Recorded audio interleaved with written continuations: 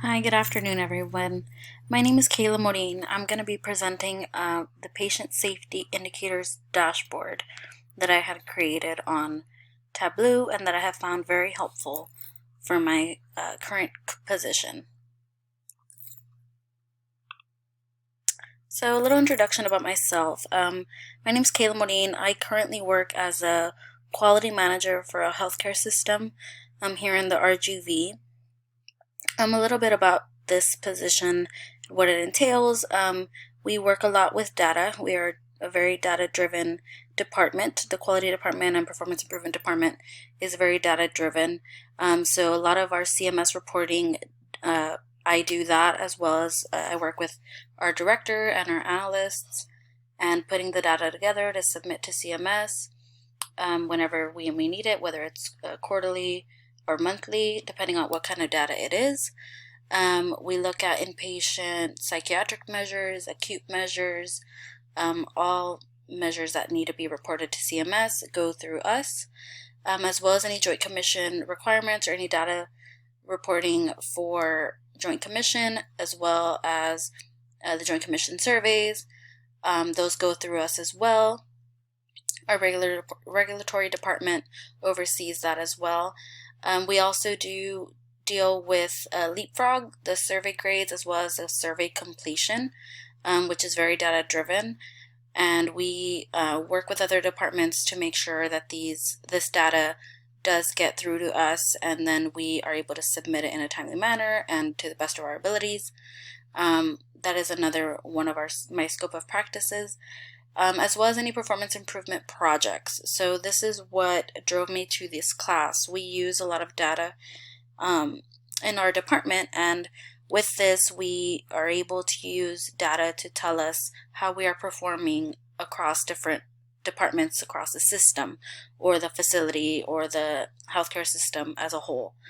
So with this data that we're able to provide or look at, we can drill it down to a facility level. I do work for a healthcare system that does have about 3 acute facilities, 1 behavioral, and then 6 FEDs or freestanding emergency rooms. So I do have to use that data to be able to drill it down to facility specific data. So that's a little bit about my position right now. Looking at some patient safety indicators. So patient safety indicators in the quality or healthcare perspective, they provide information on potentially avoidable safety events that represent opportunities for improvements or OFIs in the delivery of healthcare. They do focus primarily on potential in-hospital complications and adverse events that follow surgeries, procedures, and childbirth. So you'll see a lot of the post-op complications or post-op procedure items that happen primarily following surgeries or any kind of procedures. These patient safety indicators can be used to help hospitals assess their incidence of adverse events and in-hospital complications, and then identify issues that might need further study. This kind of goes back to our performance improvement projects that we have. We're able to use this data that we abstract or look at daily or on a monthly basis, and then develop action plans or see our opportunities for improvement. Now, some of these, a high driver of this data are our patient safety indicators. And we'll see when I show you a little deep dive on these PSIs, how they are very important in not just a quality perspective, but as a whole for all healthcare facilities. And then with the patient safety indicators, we have a composite score that is called PSI 90 that includes 10 preventable and potentially lethal in-hospital harms, such as pressure ulcers, falls that result in hip fracture, post-op respiratory failure, post-op sepsis, and there's a couple more that I'll go into detail. So our PSI 90 composite score.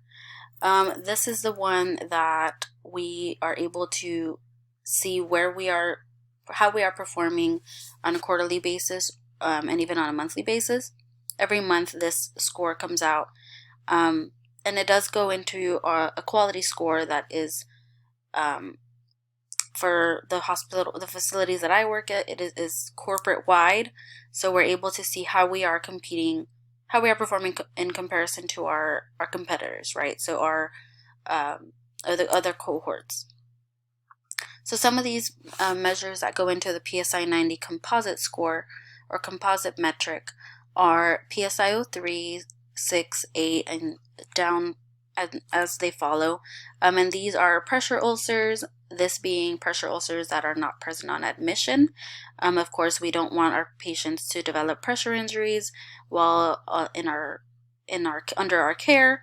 As well as iatrogenic pneumothorax and hospital falls with hip fracture, as mentioned before, a post-op hemorrhage, post-op acute kidney injury, post-op respiratory failure, perioperative PE or DVTs, post-op sepsis, post-op wound adhesions, as well as accidental punctures or lacerations. Now, a lot of these are preventable, right? We can prevent them within our practices. So a lot of these scores are able to tell us what our biggest opportunities are and then we can develop, our process, look at our processes and see what can be improved and what we can do to help mitigate these from occurring. Now, there are some PSIs or other patient safety indicators that don't fall into that PSI 90 that we do continue to measure, because they are also very important. However, they are very facility-based or region-based, but some of the ones that we do see are death and low mortality DRGs. You don't expect the low mortality diagnosis codes to result in death.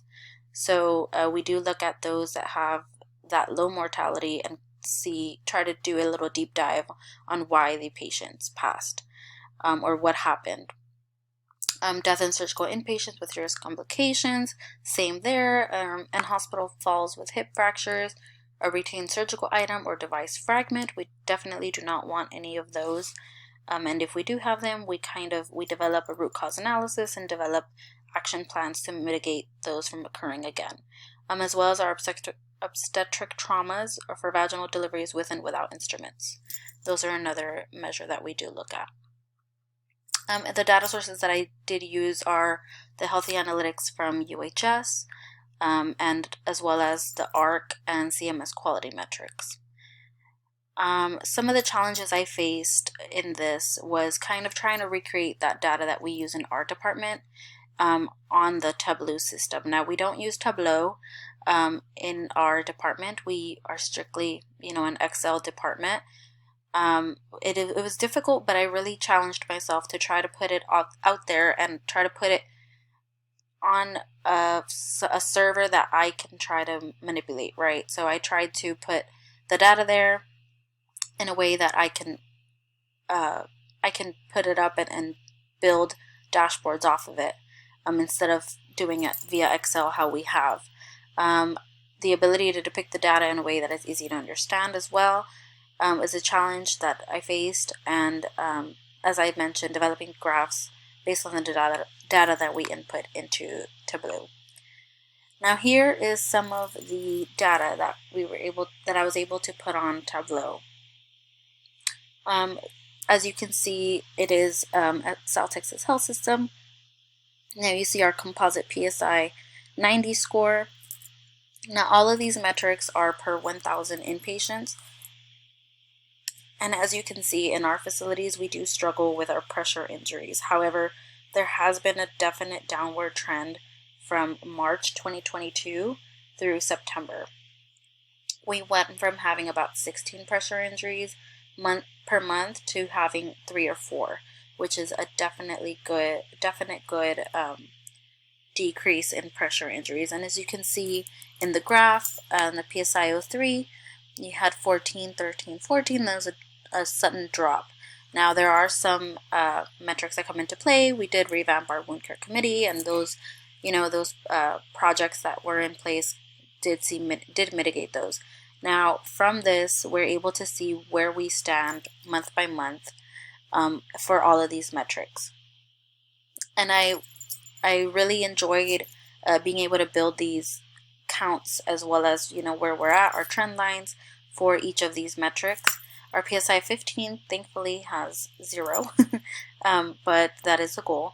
However, we do see our opportunities here with this PSI 13, which is that one in August, and then our PSI 12s, which is our perioperative PEs or DVTs. We definitely do not, we don't want to increase those. We want to mitigate those as much as we can. Now, I was able to also graph the other PSIs, which is our PSI 02s, 04s, which is death and surgical inpatients with serious complications for sepsis, CHF, and any other metrics. Now we can see definitely there is a PSI 04D is our largest opportunity for improvement. This is our post-op sepsis, or sorry, death and surgical inpatients with serious complications that were sepsis. So we do know that there is area for opportunity there. And as a facility, as a system, we are already working on this to try to mitigate this, as we have seen that there has been a steady rate ever since even October of 2021. However, it was fun to be able to recreate these dashboards and try to put it in a way that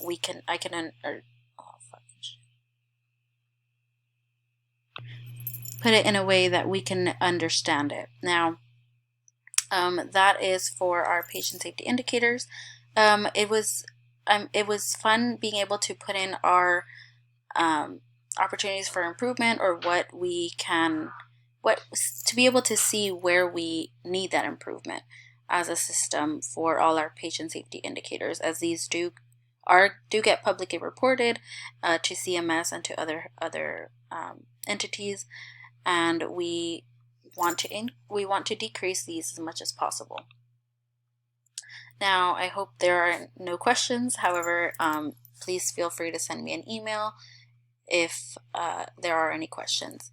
Thank you very much. I really enjoyed this class and being able to recreate and build dashboards as we can and as the data, you know, needs it. So thank you very much. I really enjoyed your class, and I look forward to applying this in my current position and in the future as well. Thank you.